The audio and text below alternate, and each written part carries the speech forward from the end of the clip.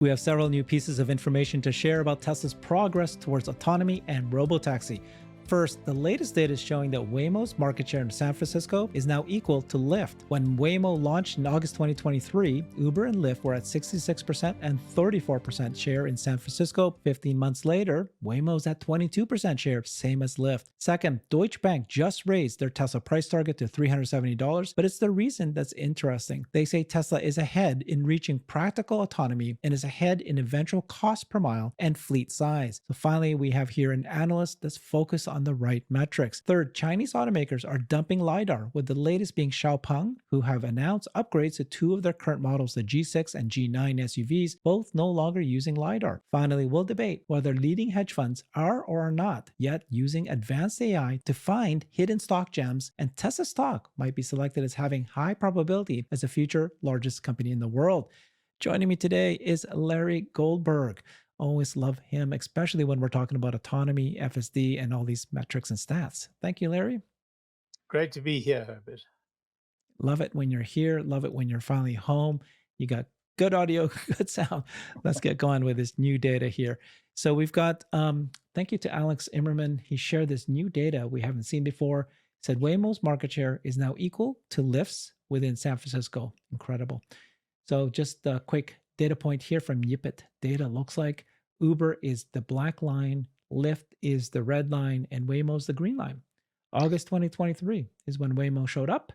And now you can see that 15 months later, here we are, and they're equal to Lyft already. And it looks like that Uber did fall, but maybe just a little bit, not as much as Lyft did. Quick thoughts on this?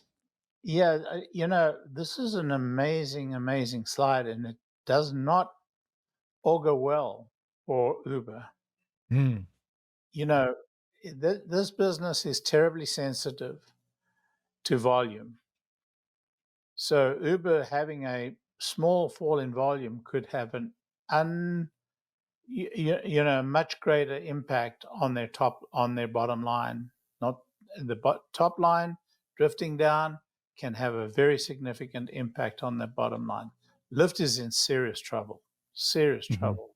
It looks to me like it's actually clear that self-driving cars, robotaxis, are going to decimate the Uber business and the Lyft business. I mean, I don't think Lyft can survive this. I will say this: I think both of those companies have a role to play if they can get, FSD providers, robotaxi providers to run on their network. That's an open issue. I know some people don't believe that they will, but others do. Yeah, I think this data point, like you're saying, is very important because everybody, a lot of people said, "Oh, don't you realize people are used to using Uber? They're used to it's already the app is on their phone. They've got the network effect." That's not the case. You can see that they are being impacted, and Yes. like you said, Lyft is the first to go, but doesn't leave Uber out. So if we look at this is gross bookings in the San Francisco operating zone market share. And this guy said this network effects is one of the best sources of defensibility, but it's proven to be not that important in ride sharing. You see, and he explains it, he thinks you need a minimum network size. But once you have that minimum network size, there's diminishing returns. So in each geography, Uber and Lyft need enough drivers to have reasonable wait times. Once the wait times hit that acceptable threshold, though, the incremental driver doesn't improve the rider experience. So if my Uber already comes within 2 to 4 minutes, then it doesn't matter if you got more Ubers than less because it's already at that minimum wait time. You don't care about the wait times getting faster at that point. When Waymo launched in August 2023, Uber and Lyft were at 66% and 34%. 15 months later, Waymo's at 22%, same as Lyft, and Uber 55%. So both Uber and Lyft lost low double-digit percentage points of market share, but it's more painful for Lyft. Lyft gave up a third of their share. Uber lost a sixth. This is just when comparing all rides with pickups and drop-offs inside Waymo's San Francisco operating boundary. Excludes any rides to and from the airport. Anecdotally, Waymo's wait times are longer than Uber and Lyft because they don't have enough cars on the road. So why are people picking them? They're close enough to that acceptable threshold that their superior product Okay, that's what he says. Clean, nice cars, quiet drivers. No drivers, no tips, right? The riders in that direction. It's possible when Waymo puts more cars on the road, reduces wait times to be in line with Uber and Lyft, their share could climb even faster. What's your thinking about that? Because yeah, we did see the lines going down for a long time at 14 months. So it looks like that it wasn't just my point was it wasn't just oh they came in and Waymo let's go try out a Robotaxi. This seems to be consistent. And it's increasing. I mean, the actual drop is continuing and therefore increasing. But look, dropping 11% is, I mean, it is catastrophic, really, because when you think about, oh, it's only 11%, but the margin Mhm. on that 11% is dramatically larger than the margin on the other 89% because it's it's a volume business, and if they lose volume, I mean, Lyft is dead. But Uber could turn from profitable to unprofitable very quickly on these numbers. And just remember, this is only in that area that Waymo is actually serving at the moment. When Tesla comes online, they will be serving all areas. And so the percentage that Waymo and Lyft are earning right now are on that is not touched by Lyft and Uber, the business that is not touched by Waymo because of Waymo's limitations, that's gone when Tesla arrived. So I would be very, very concerned if I were Uber, let alone Lyft. Lyft looks to me like Okay. they're dead. I'm gonna ask you unfairly. I'm gonna ask you a question because I think you may or may not know this. How many cars do you think that Waymo has in operation in San Francisco? I believe it's in the hundreds, maybe Yeah, 600, maybe 300, somewhere between 300. 300 and 600. It's Yeah, yeah, yeah. it's Waymo has 300 Yep. driverless cars in San Francisco, 400 in the other markets. So they have their fleet size is less than 1,000 vehicles, and they used to have a wait list, but in June 2024 they opened it up to anybody in San Francisco, and the other markets are Los Angeles, Phoenix, and Austin. My point there is that this is 300 cars in a city, and so everybody's going, "Oh, Tesla needs Uber's app."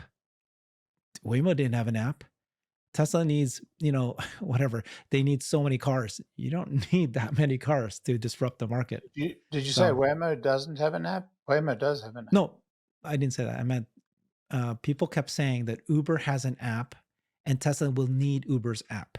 Oh, no, I don't think And Tesla I'm will need like, Uber's Tesla, app. But no. where you and I differ is I believe Tesla will open their Mhm. API to Uber's app, and Right. Uber will be able to sell Tesla cars. Mhm.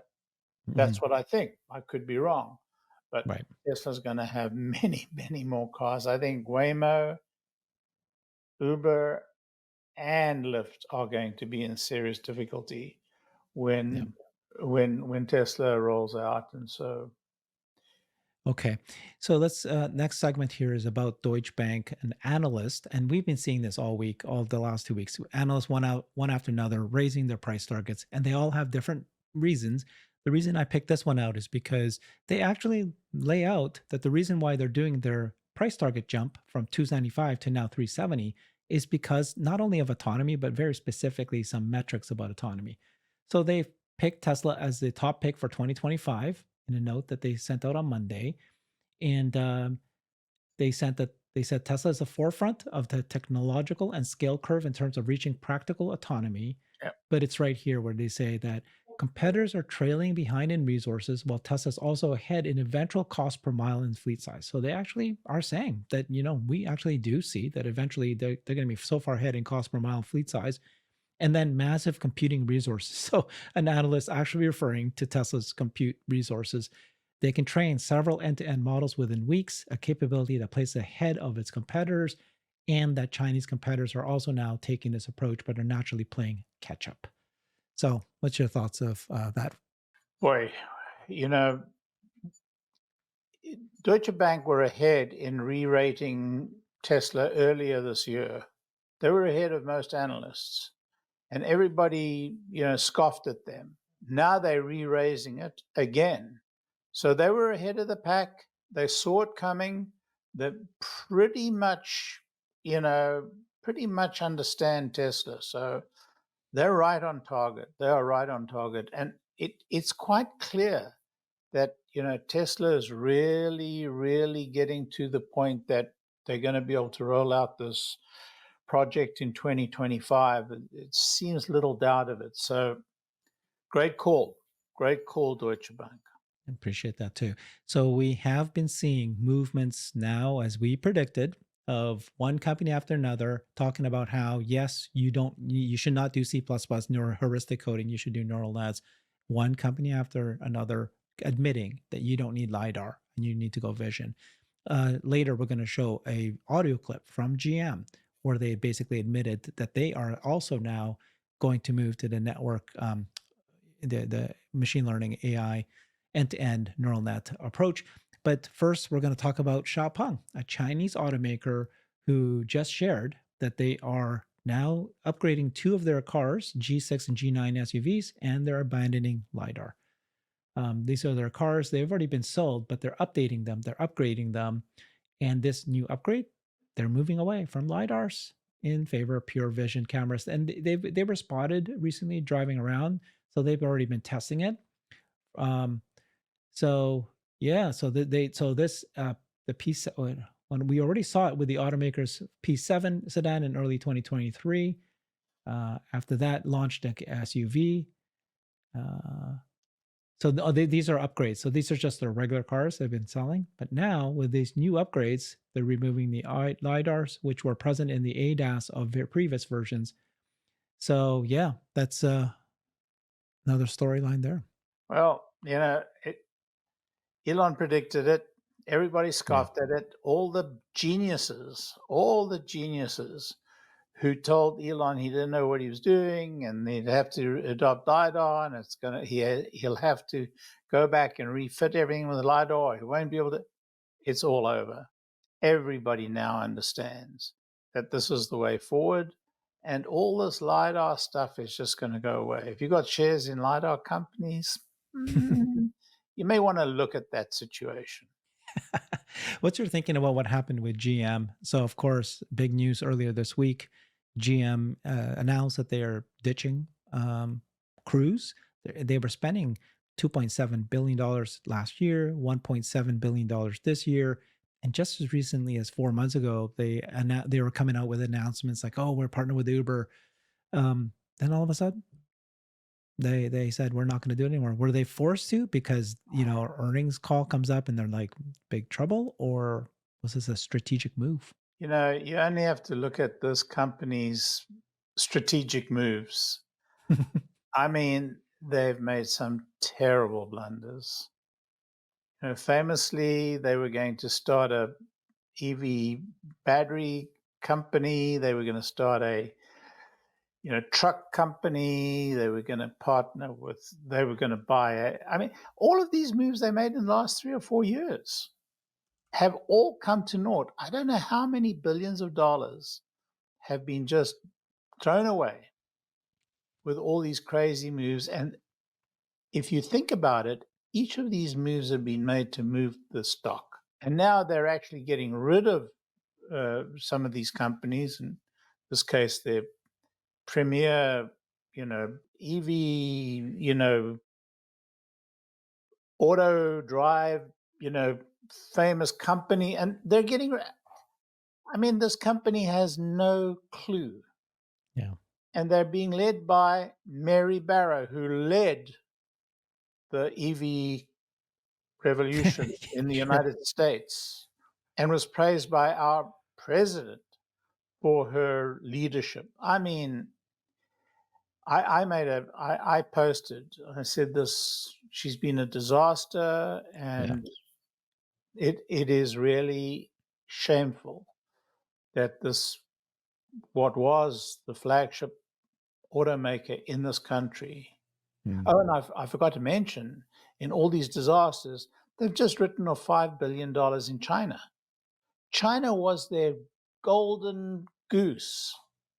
And they killed it. And they killed it by not paying attention to what China wanted. They wanted really good EVs. You know, where was GM leading? They were leading themselves off the precipice, is where they were leading. Yeah, for sure. Most of us do see that they are on their way out, and there's still some analysts who say, "But have you seen their latest earnings?"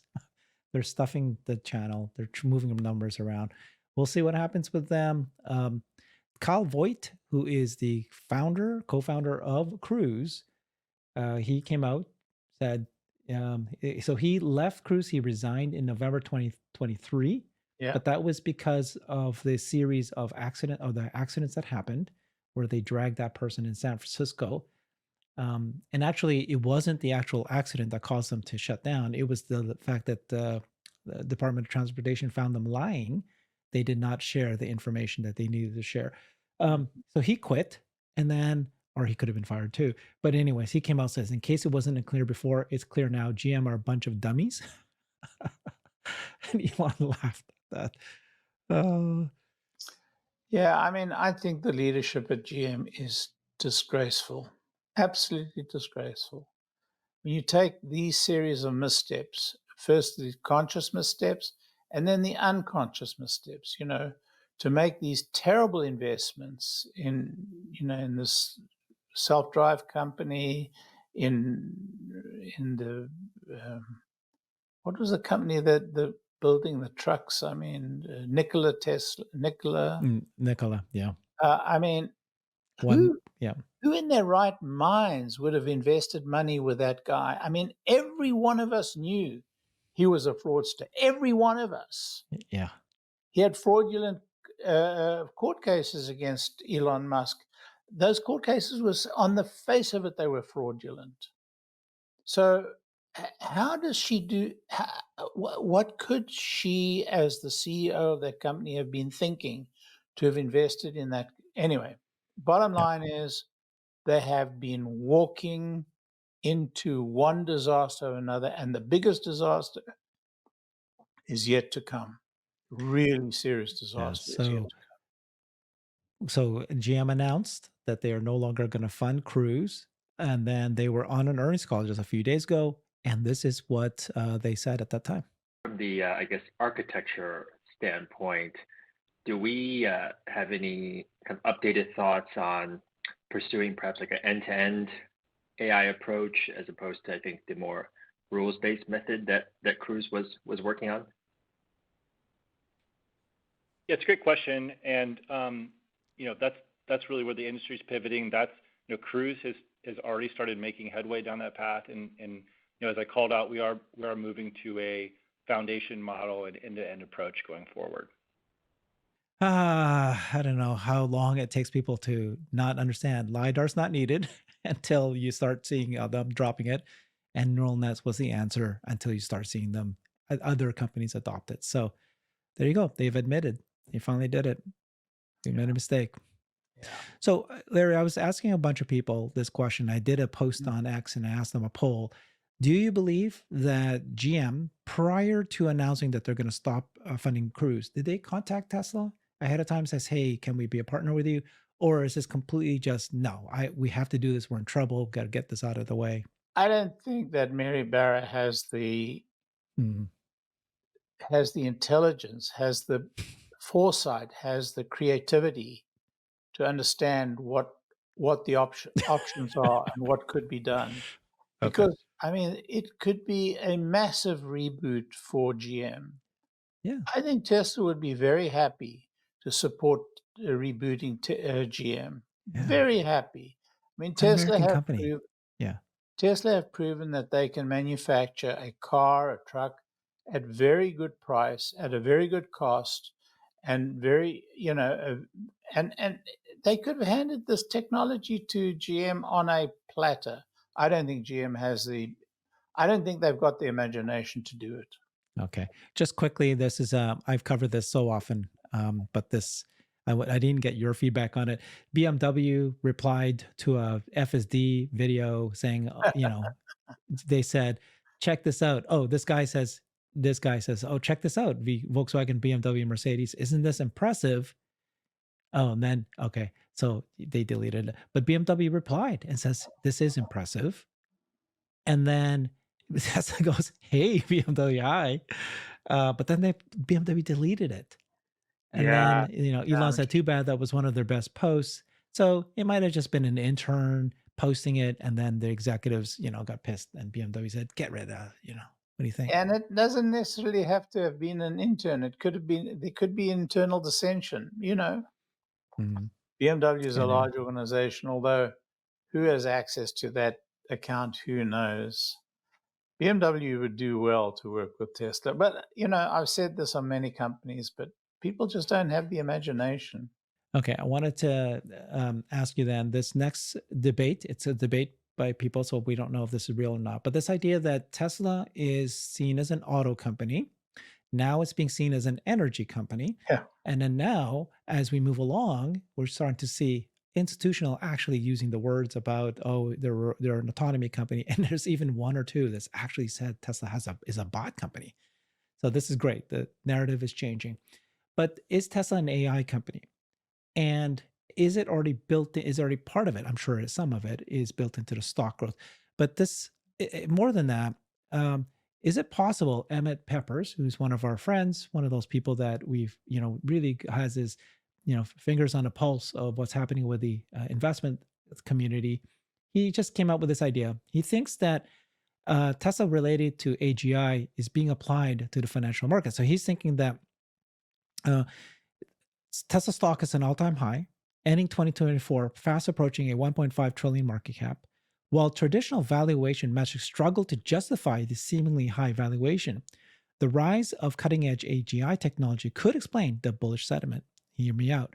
So he's saying something like he thinks that leading hedge funds are now leveraging this new technology, this AI, and they're using this AI to identify companies in the future. And he thinks that it's actually the age AGI that is saying, hey, Tesla's got a high probability as a future large company in the world because the AGI can see this, and it justifies a far higher valuation within the next 5 years.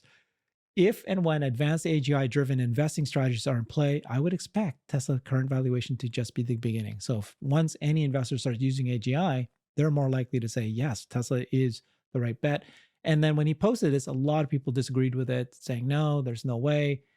2 points here. Do you agree, disagree that someday the best stock pickers for institutional money will be replaced by leading edge? Yeah, I do.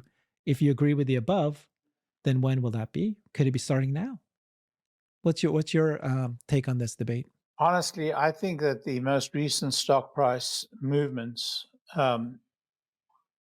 indicate the markets are reversing the negative impact, the negative impact they imposed upon the stock. And I'm talking about, institutional investors. I think they're reversing the negative impact that they saw from Elon entering politics. I think the whole of 2004 until November the 5th, but the whole of 2004 and some of 2003, there was an enormous impact of Elon's involvement in politics, and it was negative, and it depressed the stock price. That's my honest view. As we began to see this incredible victory that Elon was helped engineer, and the victory is not so much that Trump won, but that he won with such a significant majority in all three, in the House, the Senate, and in the presidency, and most importantly, Elon really drove that victory, and I think that lifted the negative pressure, coupled with the Robotaxi day. Even though the Robotaxi day did not get the kind of response that we were hoping for, but the impact of it, once the sort of political issue was lifted, became much more evident. And there was that moment that people were beginning to realize it. So you had both of these things come together. Which played a more important role? I don't know, because they both kind of happened at the same time. So bottom line is, I think it's a combination, but I think the political impact was very important as well. Yeah, I stand with you as well. But I like the way you position that, which I have not heard before, which is it's more of during the last several years, there's a lot of negative. The stock was brought down because they saw Elon getting involved with politics. And so that part I haven't heard before. Of course, everybody's now saying, would the Trump win and Elon being involved with that? It's the possibilities of the future that expand it. Everybody says that. I like that you pointed that part out. And then I agree with you. I think I was responsible for, in a were you? Yeah, one of the people that kept saying, "Stop, Elon, stop." Mm-hmm. No. I in a conversation with Farzad online, I said, I don't think it's a great idea for Elon to get involved in politics. I think right. And yes. Elon said, replied, "That guy, that." What did he say? What did he say about you? Yeah, he said that guy, he doesn't understand why, it's so critical for civilization, blah, blah, blah. That's right. But here's the thing. The thing. What I did not understand was that Elon was going to get involved, heavily in actually making the election, work for Trump. And I don't know that Trump would have won with anything like that kind of majority absent Elon. I mean, I don't think he would have won Pennsylvania without Elon. I mean, they had a good ground game, but Elon brought a great ground game, and it made a huge impact. So, boy, was I wrong. I mean, wrong in spades. Yeah. Okay. So and I agree with you that the stock run up to now is not because of Robotaxi or the bot or AI. Obviously, there's parts of it. But it's like, it really is just people, like you said, the two things coming together. But, we're seeing institutionals. Yeah. One more factor, don't forget. Elon's presence, positive presence, or positive mindset and presence in the quarterly calls, the last two quarterly calls. He gave two great calls. He was upbeat. The company spoke generally in very positive terms. They talked about 2025. So, the first two quarters were downbeat. We're in an interim period. We're between waves, all that talk. And then the last two calls were getting out of the way. We see 2025. We're very excited about autonomy. We're very excited about Robotaxi. Very excited about the Tesla Q car. And so what we're getting from Tesla, quite apart from these external issues and the, I think it swayed the attitude of not only the analysts, but also the portfolio managers and definitely the retail investors. So it's been, a combination of all of the above. Nice. Yeah. Yeah. They actually gave guidance, right, for the 2025. And that's what people are expecting that they'll do in the first quarter of this year, is just reiterate those guidance, because they've already given it. AJ said, well, they already gave it. So why wouldn't they just keep, give more details about it in January 20th? Thank you so much, Larry. This was fun. Great new information that we covered here about Robotaxi and autonomy and what's happening. Thank you. Follow Larry on his X account at Tesla Larry. Thanks, everybody. Bye-bye. I've created a website that is the most comprehensive resource for the Tesla investor. Please check it out. Simply go to my website at herbertong.com.